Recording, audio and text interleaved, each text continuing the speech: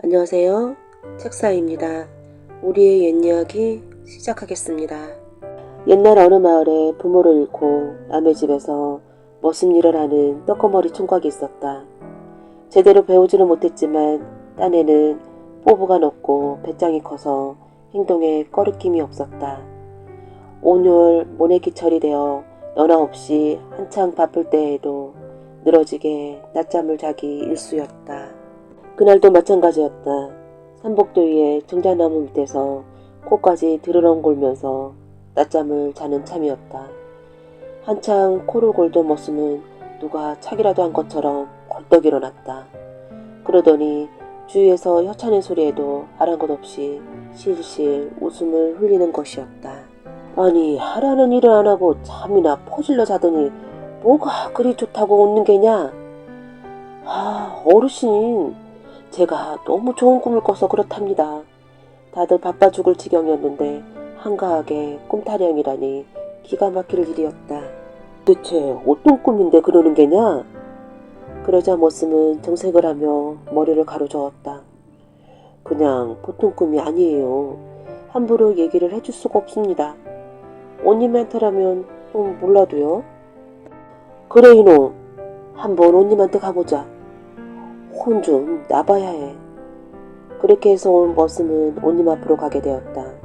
이야기를 들은 온님은 궁금해서 물었다. 그래, 도대체 어떤 꿈이란 말이냐? 그러자 머슴의 대답은 뜻밖이었다. 아이, 여기 오면 어쩔 줄 모른다고 했지. 말씀드린다고는 안 했구먼요. 감사님이라면 몰라도 온님한테는 말씀을 못 드리겠는걸요? 그러자 온님은 기가 막혔다. 온님은 어찌되나 보자 하고 머슴을 감사한테로 데리고 갔다. 그러나 머슴은 그 앞에서도 여전히 배짱이었다. 아무래도 간사님한테는 안 되겠는걸요? 나라님이라면 또 몰라도요. 결국 머슴은 임금 앞에까지 나갔다. 그런데 글쎄 여기서도 계속 배짱을 부리는 것이었다. 안 되겠습니다. 중국 천자님이 물어보시면 한번 생각해 볼지요. 그러자 임금은 그만 화가 벌떡 났다. 여기가 어디라고 멋모르고 배짱이란 말이냐. 이놈을 당장 학회라. 이렇게 해서 어깨가 치면서 머슴은 끝내 꿈 이야기를 하지 않았다. 내 꿈은 그렇게 쉽게 말할 꿈이 아니야. 옥에서 죽을 날을 기다리면서도 머슴은 만사태평이었다. 하루 세끼 구매밥을 떡떡 받아먹으며 옥바닥에 누워서 늘어지게 낮잠을 자곤 했다. 잠에서 깨면 옥을 드나드는 쥐들을 구경하면서 노는 게 소일거리였다. 그때 감옥에는 한 식구인지 어떤지 꽤나 많은 쥐들이 들락거렸다. 조그만 새끼쥐들이 여러 쥐였다. 그때 새끼 가운데 한 마리가 천방지축 쫄랑대면서 뛰어다니다가 그만 옥 기둥에 머리를 쿵 박고는 넘어져 죽고 말았다. 손으로 만져보아도 전혀 꼼짝도 못하는 걸 보니 숨이 끊어진 것이 분명했다. 어허, 이거 나도 이 꼴이 되는 게 아닌가 몰라. 그때였다. 새끼가 죽은 걸 보고는 밖에 나갔던 어미쥐가 웬 자 하나를 물고 오더니 죽은 쥐의 몸을 재기 시작했다. 가만히 살펴보니 반짝반짝 노르스만한 게 금으로 만든 금척이 분명했다. 금으로 된 자를 어디서 구했다? 그나저나 지금 뭐라는 걸까? 쥐들도 관을 짜나? 그때 신기한 일이 벌어졌다. 죽어 넘어졌던 쥐가 벌떡 일으키더니 아무 일 없다는 듯이 발발거리고 뛰어다니는 것이었다. 눈을 동그랗게 뜨고서 그 모양을 살펴보던 머슴은 퍼뜩 정신을 차렸다. 내가 지금 이럴 때가 아니지? 머슴은 얼른 몸을 움직여 어미쥐를 물고 있는 금척을 빼앗아 품속에 간직했다. 그리곤 쥐들을 내쫓았다. 역시 내 꿈은 보통 꿈은 아니야. 그 다음날 왠지 궁궐 돌아가는 분위기가 이상하더니 때가 지나가도록 밥이 나오지 않았다. 아니, 무슨 일 있나요? 왜 밥도 안 준대요? 그러자 간수가 벌컥 화를 냈다. 인서가 지금 내 놈 밥이 문제냐? 어젯밤에 하나밖에 안 계신 공주님이 돌아가셨어 이놈아. 머슴이 잠깐 놀란 듯 하더니 다시 큰소리쳤다. 일단 밥부터 내놓으라니까요. 공주님은 내가 살려내리다. 아무 걱정 마시오. 그 말을 전해들은 옥사장에 달려왔다. 내가 공주님을 살리겠다고 했느냐? 내 놈이 무슨 재주로? 믿져야 본전 아니겠소. 나라님께 말씀이나 전해주시오. 그렇게 해서 머슴은 임금님 앞에 불려가게 되었다. 임금님이 머슴의 손을 잡으며 꼭 딸을 살려달라고 애원했다. 걱정 마십시오. 저를 공주님 계신 방에 혼자 들어보내주면 제가 꼭 공주님을 살리겠습니다. 꿀물 한 살반만 챙겨주십시오. 임금은 머슴의 말을 영 믿기지 않았지만 찌푸락이라도 잡는 심정으로 머슴을 공주가 누워있는 방으로 들어보내주었다. 그러자 머슴은 품속에서 금척을 꺼내 공주의 몸을 발끝에서부터 채 올라가기 시작했다. 그러자 금척의 움직임에 따라 몸의 온기가 돌아오더니 가슴을 지나자 심장이 뛰기 시작했다. 얼굴을 다 재자 발그스레 혈색이 돌아오면서 숨통이 탁 튀었다.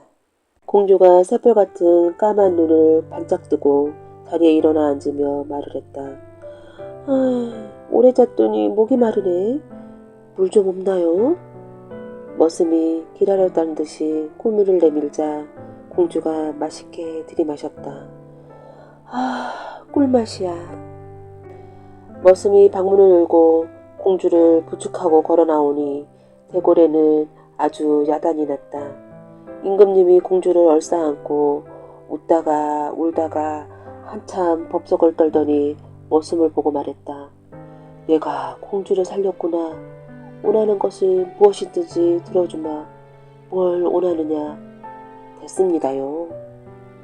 그러자 임금이 공주한테 물었다. 얘야, 죽은 너를 저 사람이 살렸어. 저 사람한테 뭘 해주면 좋겠느냐.